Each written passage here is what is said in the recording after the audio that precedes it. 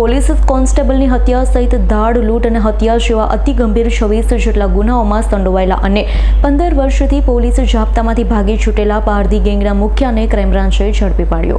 સુરતમાં ગુનાઓ આચરતી નાસ્તા ફરતા આરોપીઓને ઝડપી પાડવા ક્રાઇમ બ્રાન્ચની ટીમ મેદાને છે. ત્યારે બાતમીના આધારે ક્રાઇમ બ્રાન્ચની ટીમે પોલીસ કોન્સ્ટેબલની હત્યા તથા ધાડ, લૂંટ અને મર્ડર જેવા 26 જેટલા અતિ ગંભીર ગુનાઓ આચરનાર અને 30,000ના ઇનામી આરોપી એવા 15 વર્ષથી પોલીસ જાપ્તામાંથી ફરાર થયેલા પારધી ગેંગના મુખ્ય એવા પ્રભુ દેવકા ભોંસલેને ક્રાઇમ બ્રાન્ચની ટીમે ઝડપી પાડ્યો છે.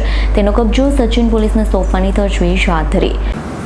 સન 2004-5માં સુરત શહેર, સુરત ગ્રામ્ય, તાપી, નવસારી અને ભરૂચ જિલ્લામાં એક પારધી ગેંગનો આતંક હતો. એણે અસંખ્ય લૂંટધાડ સાથે મર્ડરના પણ અનેક બનાવો બનેલા હતા.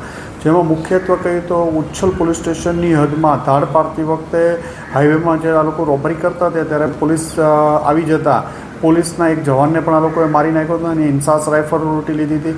સચિન પોલીસ સ્ટેશનમાં પણ 2 રાહદારીઓ મોટરસાઇકલ લઈને પસાર થતા હતા, એમને પથ્થરમારી રોકી અને એમાંથી પણ એકનું મર્ડર કરી દીધું હતું. 25થી 26 બનાવો લૂંટધાડના હતા જે આખી પારધી ગેંગનો આતંક મચાવેલો હતો, જેમાં પોલીસ કોન્સ્ટેબલના મર્ડર સાથેનો પણ બનાવ હતો. આ ગેંગ પકડાયા ગઈ હતી અને આ પકડાયા બાદ 2008માં વડોદરાથી અહીંયા જાપ્તામાં લાવતા હતા ત્યારે પાલેજ પાસેથી આખી ગેંગ આમાંથી અમુક લોકો ભાગી ગયેલા હતા.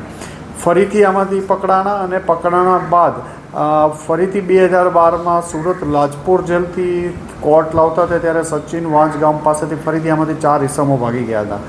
પોલીસ કમિશનર સાહેબોએ આવા જે ગંભીર બનાવોના વોન્ટેડ આરોપીઓ છે એને પકડી પાડવા માટે સ્પેશિયલ ટીમ બનાવી અને કામગીરી કરવાની સૂચના આપી હતી.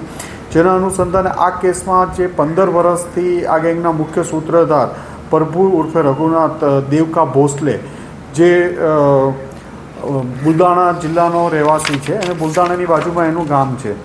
Bureau report S9 news Surat. અમારી તમામ માહિતીથી અપડેટ રહેવા માટે જોડાયેલા રહો S9 ન્યૂઝ સાથે.